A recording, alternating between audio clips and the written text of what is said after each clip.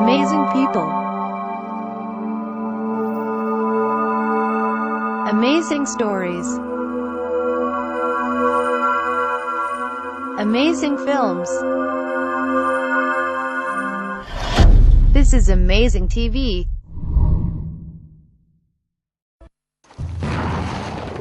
Today's special forces are elite fighters, highly skilled soldiers who operate dangerously close to the enemy. But are the tactics and weapons of these battlefield experts a product of the modern era, or did they exist in the ancient world? Were ancient special forces far more advanced than anyone thought? The Marines with a mission to save a metropolis. The jungle weapon that turned the tide of war. The canine force of the Roman army. The sharpest sword ever forged. And body armor astonishingly made of silk and offering protection in battle. Discovering the mysteries of the ancient special forces.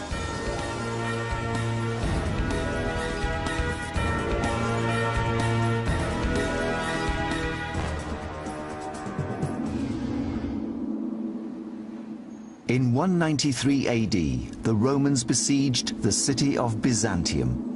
The great Roman fleet was moored offshore, blockading the city and cutting off its supplies. Then one day, as if sailed by ghosts, the entire fleet moved towards the shore and closer to the enemy's territory. The sails were down and no one was rowing. What was happening? In 190 AD, the Roman Empire was at its peak. It occupied over 1.5 million square miles from the Atlantic to the deserts of Arabia. But it was a divided empire. This is the time in the Roman Empire when there are a lot of power struggles and it's not clear who's going to have the upper hand. Forces loyal to the emperor-in-waiting, Septimus Severus, had blockaded rebel troops in the city of Byzantium, on the site of Istanbul in modern-day Turkey. The Byzantines hold out. They hold out for nearly 3 years, and they're absolutely terrible accounts of what conditions were like in the city as they were besieged.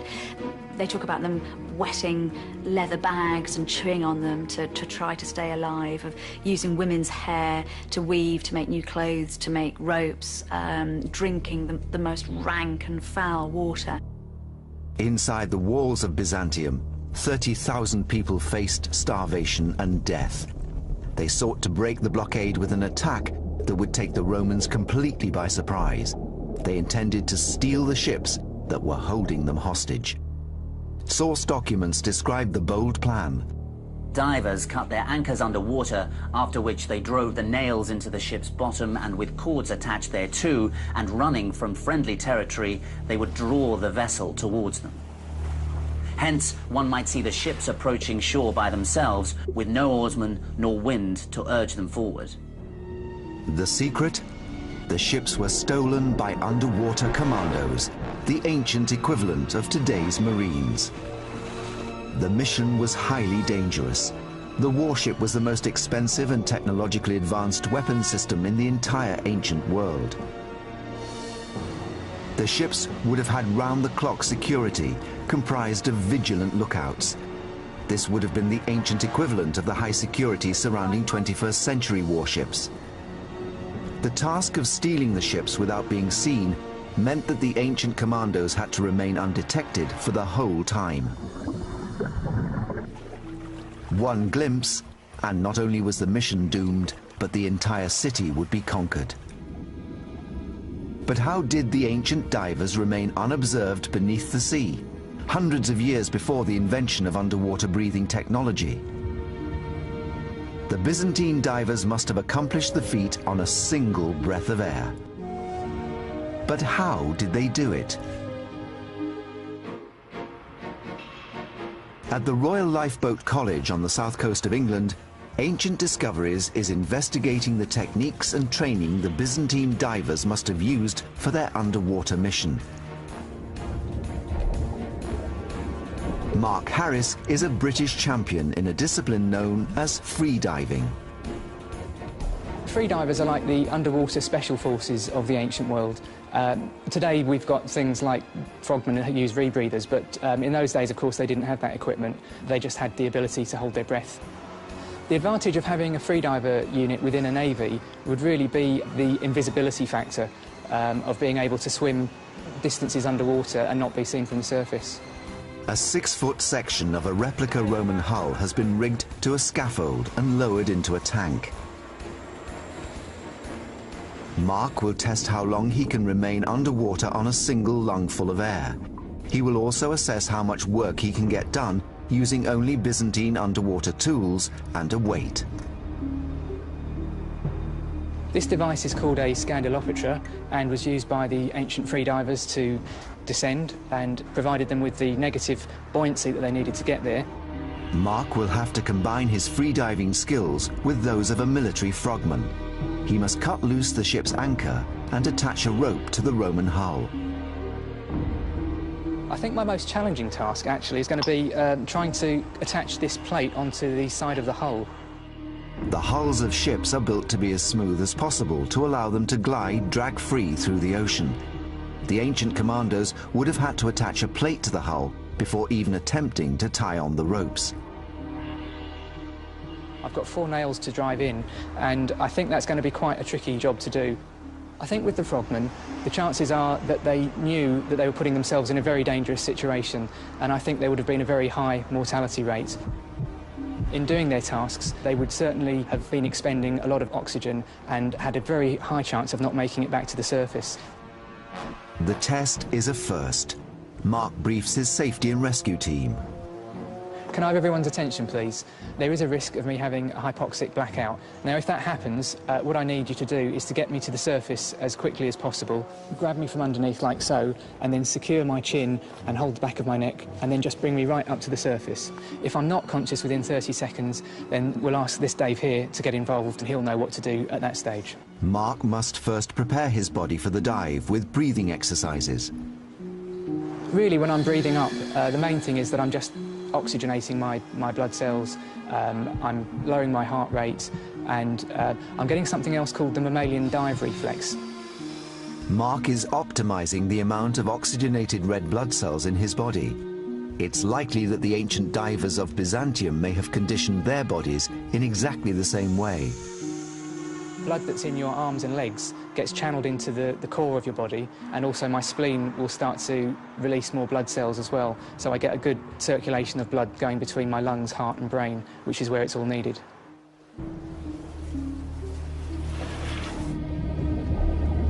Mark's first task is to cut the rope holding the ship's anchor.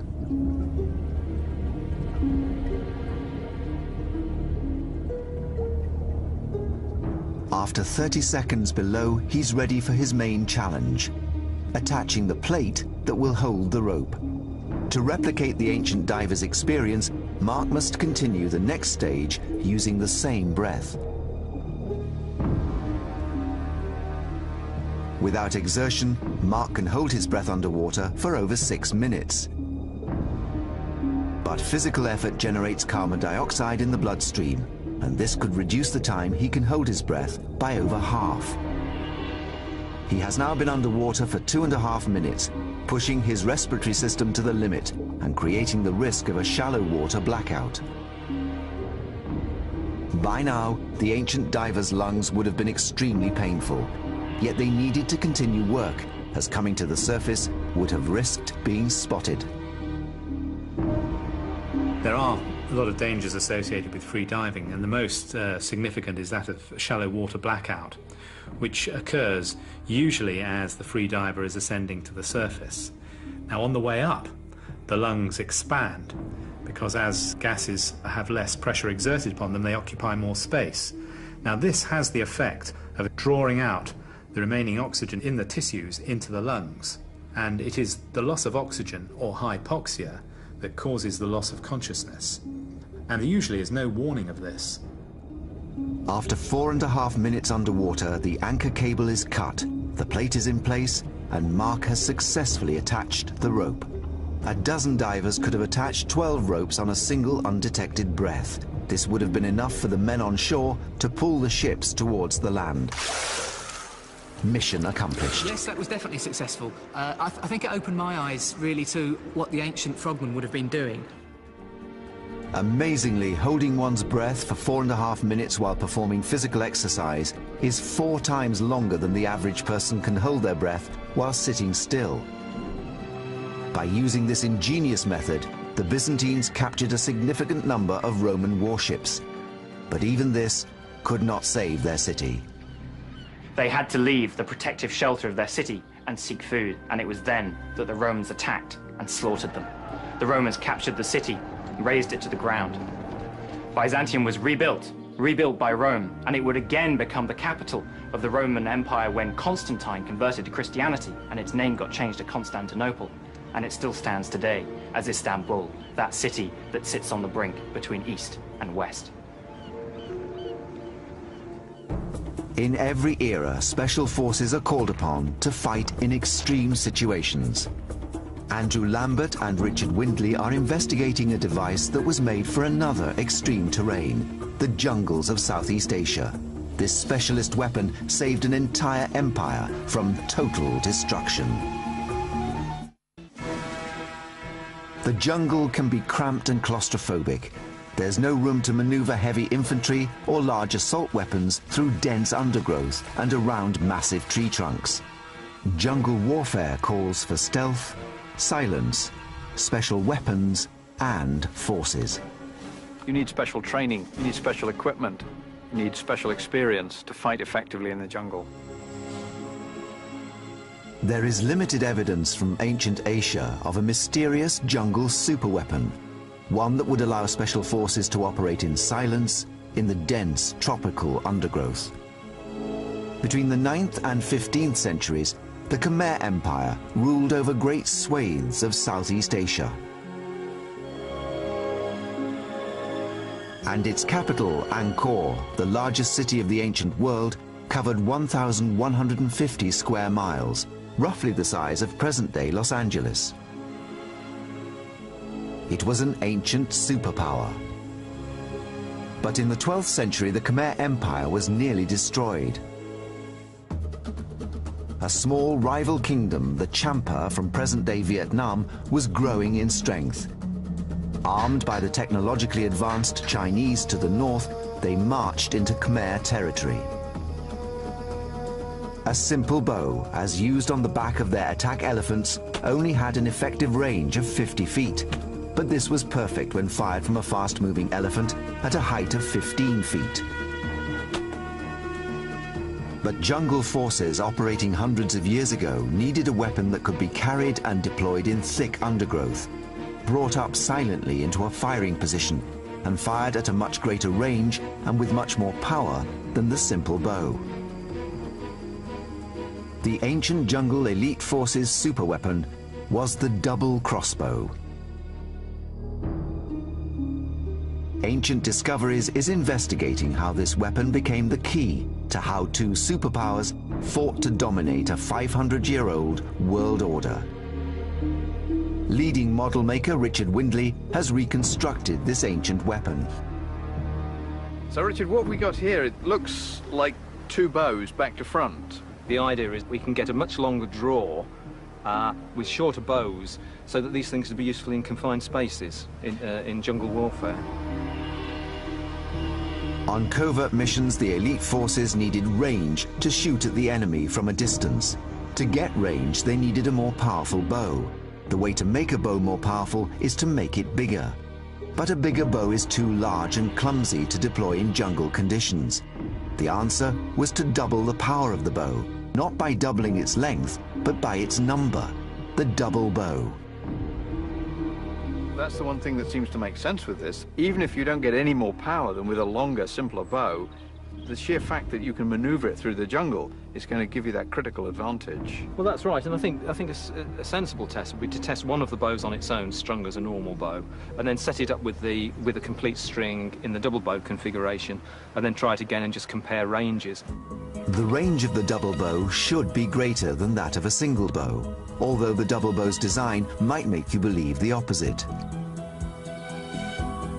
The way the bowstring is wrapped around both bows produces a lot of friction that might lessen the power of the double bow. In a normal bow, one's arm simply pulls back the string. But in a double bow, the string must slide over the first bow to pull that back. The friction at this joint could easily make the expensive addition of a second bow hardly worth the effort. As the string slides over the arm of the second bow, it rubs against the wood. This again uses up valuable power that is not being utilized to project the arrow to its target. Right, well that draw is about 11 or 12 inches. The single bow shot goes 40 feet. Okay, that's the first one, so. All right. What we've got here is two bows, and they're bending in opposite directions to give us a double effect. Are we square now? That's about centred now, Yeah. but as you can see, we can actually feel the jerking, so we really are actually You can getting see it right on these ends. I think we better pull this together because those reliefs show two men pulling. The archaeological evidence confirms that the extra power would have required two soldiers to draw the bow. Right. Okay, if you'd like to try that. Yeah, why not? Sorry. This is the double bow. Let's see how much further it goes. I think we better pace that out, Richard. Yes, that looks doesn't it? significantly better, doesn't it? It does. The arrow from the double bow travels 65 feet. We're looking at least a 50% increase. So what we've got here is a machine that gives us 50% more power with no extra width. That's right. Even with the energy lost at the friction point, the double bow has 50% more range than the single bow. A militarily effective improvement, this extra power also gave it another advantage. The only problem we've got, of course, in a jungle, you're going to lose performance because you're firing through trees, you're firing through leaves. So what we really need to do, I think, is to look at just how well this works in a jungle situation. The dense foliage that the Khmer and Champa were fighting in produced obstacles between the weapon and the target, barriers that could slow down the arrow and render it less effective. To recreate these conditions, Richard and Andrew have set up a series of targets 3 feet apart, an approximation of the gap between leaves and branches in a Southeast Asian jungle. Real leaves and branches are of varying thicknesses, but Richard and Andrew are using thick paper for the test because it has a uniform thickness. In this way, they can collect accurate scientific and measurable comparative data about the arrow's penetration.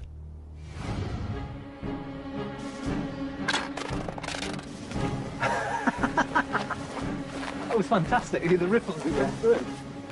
That was brilliant. We've just gone through all 7 of them, straight through and out the other side with almost no loss of power.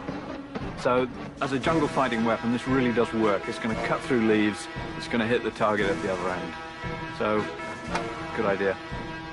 To everyone's surprise, the bolt flies through every layer with insignificant loss of power. The tests have revealed why the double bow was so effective in the jungle. It achieved 50% more power and range than a single bow, without any addition to its length. It was silent. It could punch through leaves, and it could send its deadly arrow into a distant enemy target in a similar way to modern elite snipers operating in jungles today. With the new Chinese technology, the Champas gained a tactical advantage. They fought all the way into the Khmer capital and killed their king. But the mystery deepens. In spite of this elite weapon, we know the Khmer Empire defeated the Champa uprisings and thrived for another 200 years. Did the double bow have a beatable weakness, a mechanical flaw? The Khmer are one of the more intangible, tantalizing mysteries of history. This is a people who haven't left us any great written record. They've left us visuals, they've left us some enormous temple buildings with elaborate carved images on. These ancient temple reliefs at Angkor Thom depict the Khmer and Champa forces going into battle. They hold the secret. And on those temple stelae, we see some very interesting things. They changed their weapons technology during the building of the temples, during the war. And one of the things they introduce is a double bow. This suggests that the Khmer beat the Champa with their own weapon. What we know is that the Chinese sent this technology to the Champa, but Champa deserters carried it to the Khmer. And the Khmer then made a point of celebrating this technology on their temple walls and celebrating the fact that it was Champa deserters who'd brought it over. The Khmer obtained enemy technology and turned it against the Champa, and so saved their empire. A short distance across the ocean from Cambodia lies the island nation of Japan.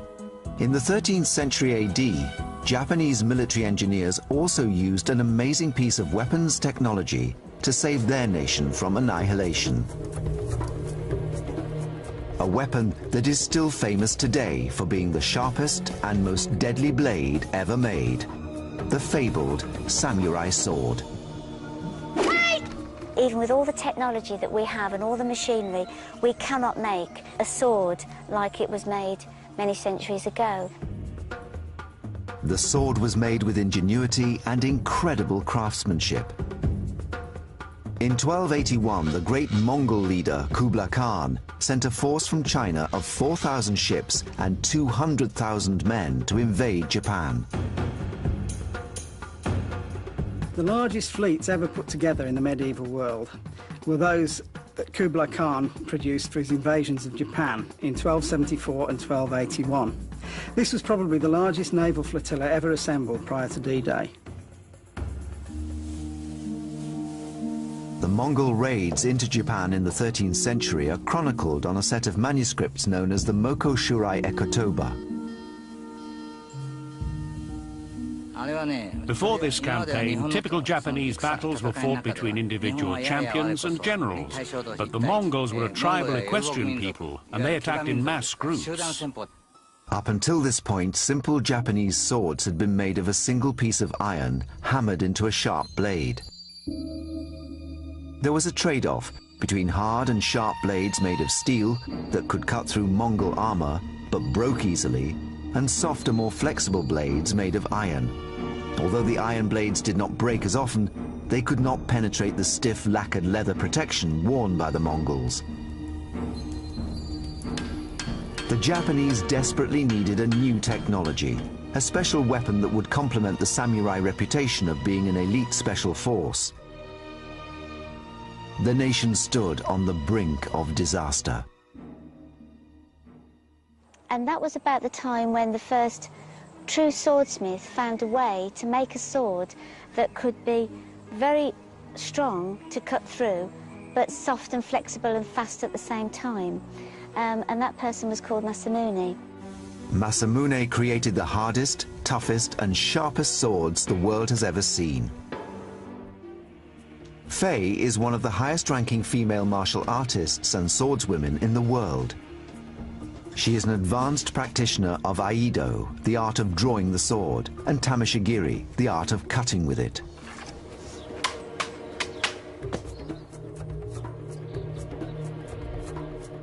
But how did the great swordsmith Masamune manage to create such a deadly weapon? His genius was in combining the properties of hard and sharp with tough and flexible.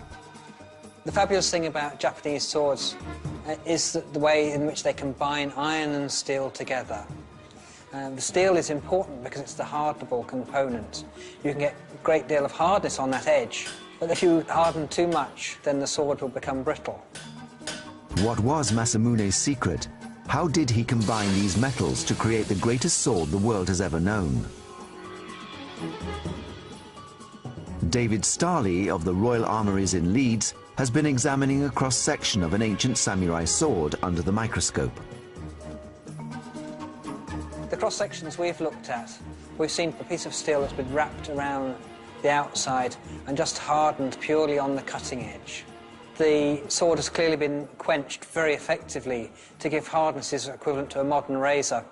The iron is impossible to over-harden, therefore the blade remains tough, as well as having the hard cutting edge. The secret was in the tempering, heating a metal and then cooling it. Tempering defines whether ferrous metal becomes iron or steel. Blades were covered with a lost secret formula of clays and charcoals of differing thicknesses, thinner at the sharp end and thicker at the spine. The clay coating acted as an insulator, so that the heating and cooling rate changed along the length of the blade. By doing this and hammering out any air bubbles that could weaken the metal, swordsmiths could actually create the two different metals with their different properties in the same blade. It was this stroke of genius that created the incredible samurai sword, the elite special weapon that allowed the samurai to repel the Mongol invaders.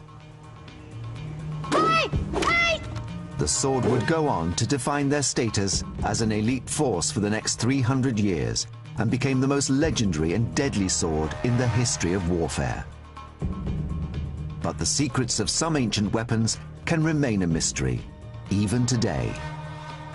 In ancient Rome, there's evidence that the army used dogs in war. But what was their training and how were they deployed? Ancient Discoveries is investigating the secrets of how elite Roman units might have unleashed their dogs of war.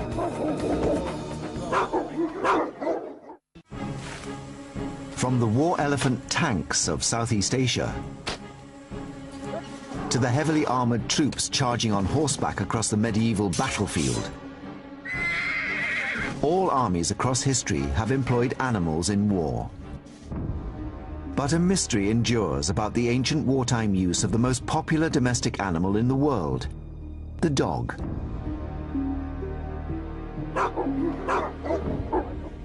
The canine tooth of a fully grown mastiff can reach up to 2 inches long. It's one of the oldest breeds of dog in the world, weighing up to 60 pounds.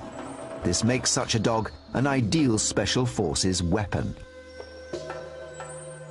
In 1513, Henry VIII of England made a presentation of 400 mastiffs to Philip, the King of Spain. And we know that Philip, the King of Spain, used those mastiffs en masse. Can you imagine a pack of 400 snarling mastiffs going at the enemy? He used them at the Battle of Valencia, and they drove the French mastiffs from the field. So we've got 2 armies using mastiffs. Extraordinary.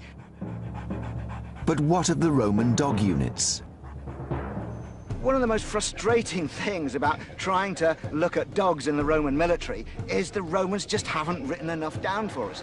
And the Romans, they write everything down. We know so many details about life in the Roman army, but not much about how they use dogs. We know they did use dogs, there's reference to dogs, and there are certainly images of dogs, and there are images of dogs in battle, but they don't tell us how.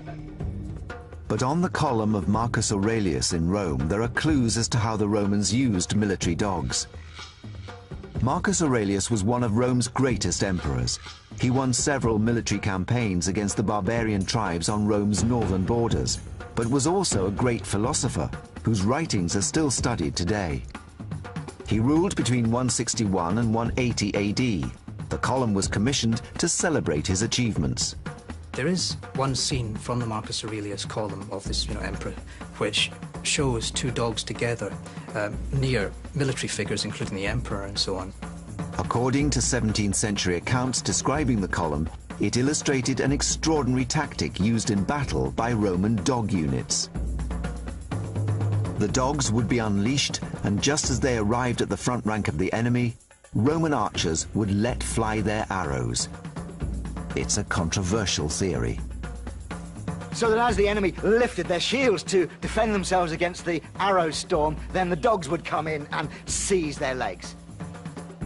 I don't think I've ever heard such implausible, ridiculous nonsense in my life. It just doesn't begin to be a possibility. The risk of your own dog being hit by the arrow storm if it was just a few feet short, it doesn't begin to make sense. So that doesn't help us. Unfortunately, in the course of preservation and restoration of the column since the 17th century, these scenes have been erased, so Ancient Discoveries cannot verify this evidence. Since we don't know the answers, we need to go to Italy ourselves. Mike Loades has traveled to Rome to investigate the last remaining breeds of this ancient dog. Dogs like these could have been bred by Roman military dog handlers. These are mastiffs. They're sniffing me. I hope they're not checking out their next meal. They're not pet dogs. These are guard dogs. They're big, ferocious, brave, fierce dogs. and they're the sort of dogs that might have been around in ancient Rome. Certainly, Roman writers such as Pliny talk about big dogs that were around in the ancient world that were used in battle. He talks about them having troops of dogs. So, I mean, this is intimidating enough, just having half a dozen here with the handler. But imagine a great troop of dogs slavering and snarling and coming for you. Huge value for intimidation in a military sense. It takes almost superhuman strength to rein in 5 massive dogs. Is this a clue as to the size of a unit under one dog handler?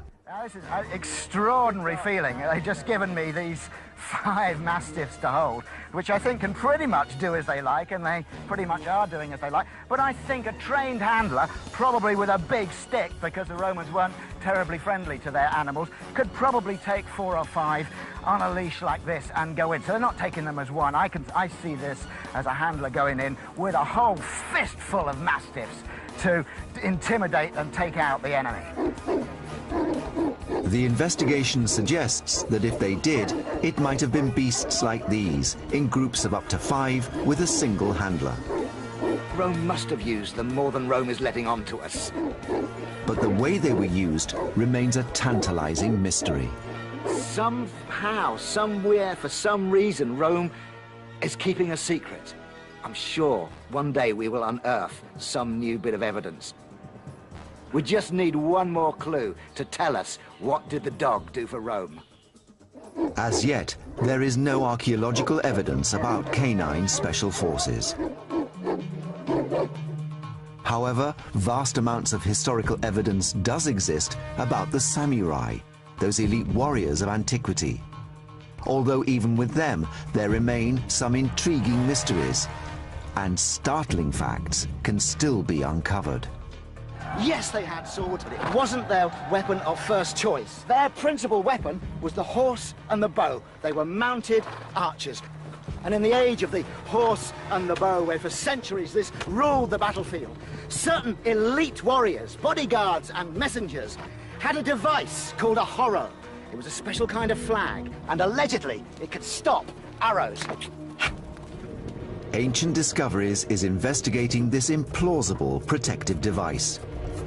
Can a team of leading experts unravel the mystery of how a simple piece of fabric was able to protect the samurai from a hail of arrows? Often outnumbered, relying on surprise and speed, special forces depend on superior equipment to carry out and survive their mission. In the ancient world, it was no different. Elite warriors wore the best protection they could afford. Perhaps the most extraordinary is what appears to be nothing more than a silk bedsheet. It's known as the horo. It's shown in illustrations in the many ancient texts that chronicle the clan wars that ravaged Japan through the Middle Ages. At the beginning of the 12th century, the Minamoto and Taira families struggled to dominate Japan. Over 5 years, they clashed in a series of battles known as the Genpei Wars. A screen depicting the Battle of Ichinotani shows some Minamoto samurai wearing the horo. The horo was a cape worn by elite troops and decorated with emblems to indicate status or allegiance. But a mysterious secondary use is indicated by its translated name in English, arrow catcher or arrow entangler. In its time, the arrow was the deadliest distance weapon on the battlefield. The elaborate dress of commanders and elite troops made them distinctive targets. In terms of sort of application, arrows and bullets fill the same niche in warfare, but in terms of the sort of materials that you might use to stop them, they're slightly different. Armor to protect against arrows was generally made of a hard, impenetrable material like metal or lacquered leather. So how could a piece of silk tied on with string give anywhere near the same level of protection? 3D analyst James Dean is investigating the physics of how a simple piece of cloth might stop a deadly arrow moving at over 80 miles per hour. And as the samurai is riding along, this layer of silk is billowing out behind him. And if we look at the fine structure of the silk, we can see that it's very fine weave, which has 2 advantages. One, it's a very soft material, which means that the material will envelop the arrow. And secondly, it means that it's the type weave prevents air getting through it. So it means that when we try and move it, it's creating a lot of drag and it's trying to resist that movement. And if we go back to the wider view, we can see what happens when we release an arrow into the structure. And if it goes in there, then as soon as we make contact here, we can see that the fabric is deforming and it's completely enveloped the arrow. And instead of just the tip of the arrow creating a very sharp contact point, here we can see that there's lots of points of contact. The material is completely wrapped around the head of the arrow, and the shaft and flights are also causing drag. And this means that the arrow and all of its kinetic energy are now trying to drag the material along with it. And by the time we get close to the rider, we can see that the kinetic energy is completely dissipated, and the arrow falls to the ground before it's made contact. But did the masters of the battlefield trust their lives to this theory? So, Richard, let's see what you've done with this. Aha! That looks like a horror to me, but I don't think that would work. This is like a lampshade. That material is so taut. Yeah, well, we think this is the last version of it in its sort of ceremonial form. So that's imitating the billow when you're standing in a parade static. And this one's cotton? This one's cotton. And, of course, we can see here the Japanese heraldry here. So, I mean, that's the other function of this. Yes. I mean, it is an identifier. So if we've got to simulate that on the back, that's a heck of a lot of material to billow, isn't it? It is quite a lot of material. I mean, I can just feel the weight of this. We're going to need a bit of a supercharged horse to get that to billow out. But there are translations that I've read that say cotton, but others that say silk. The silk one's a very different beast altogether, much, much lighter. Oh, God, this is more akin to sort of modern or 20th century parachute silk. It needs very, very little air movement for that. Oh, look at that. There we go. There. Samurai airbags. That's what we need. That's fantastic. I can see it functioning. What I can't really see is I can't see it stopping an arrow. What do you think? Well, one wouldn't think that that would have any resistance to an arrow. It doesn't seem very likely, does it? It doesn't. Well, I think the first thing to do is to test it, and I think not on me, so wind machines, what's occurring to me. Mike has brought his samurai bow to the Ancient Discoveries testing ground. It might be that the horror doesn't stop an arrow, but it slows it down enough that it will no longer penetrate the armour. So we're going to test it against this ballistic jelly, which is supposed to simulate the density and resistance of human flesh.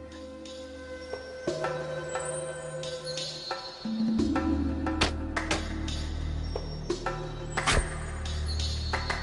at this. That really does seem to have gone in quite... Oh, look at that. Really quite a long way. So that's a killing wound. Let's see if the horror will save my life. Silk is a famously light and strong material, but can it stop an arrow flying at 80 miles per hour? Testing his archery skills, Mike is surprised to discover an unanticipated feature of a horror billowing in the breeze. But if you look at it now, it's sort of dancing. And especially with the mon, that's the heraldry on the back, is dancing about. So what would be a good aiming point for an archer is now confusing him considerably. That's actually very difficult to aim at.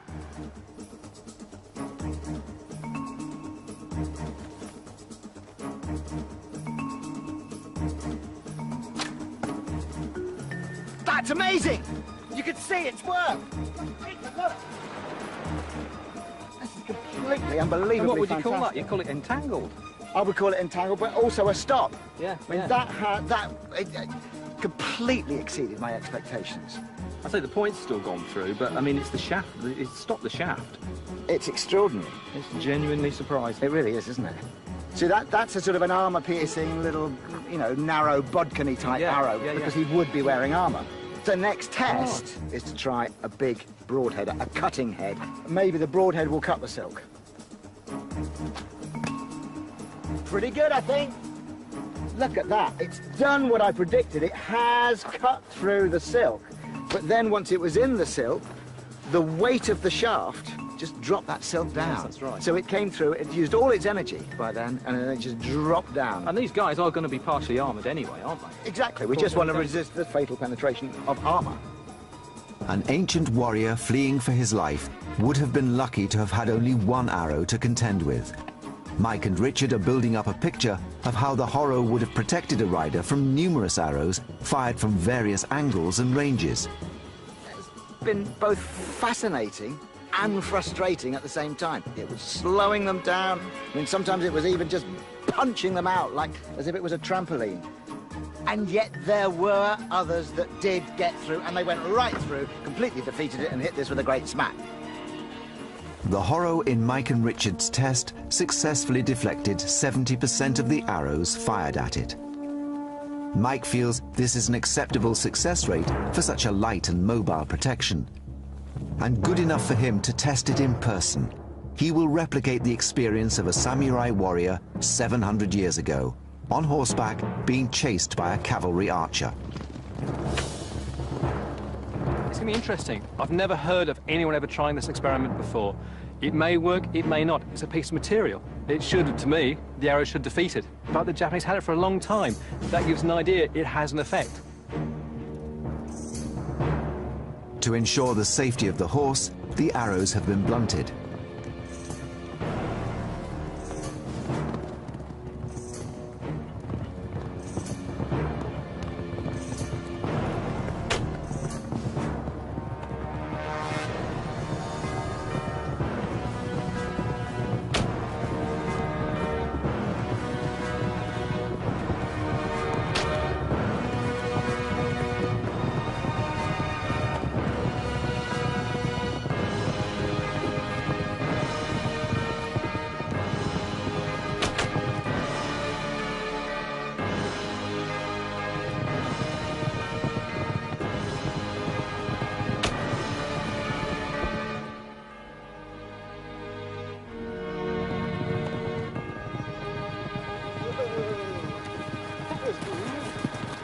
That was great!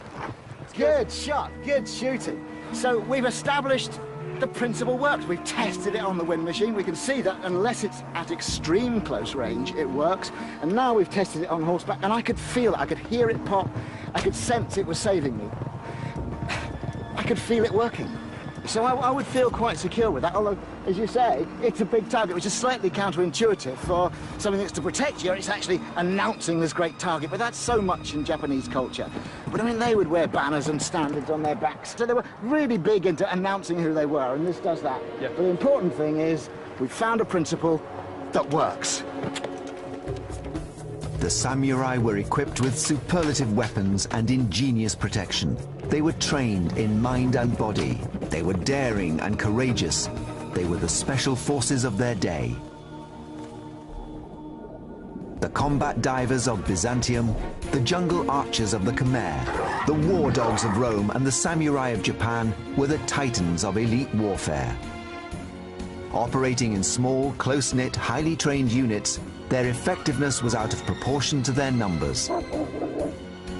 Ancient discoveries has revealed how the special forces of the ancient world, like their modern-day counterparts, depended on exhaustive training, both mental and physical, and equipment that tested the limits of both ingenuity and craftsmanship.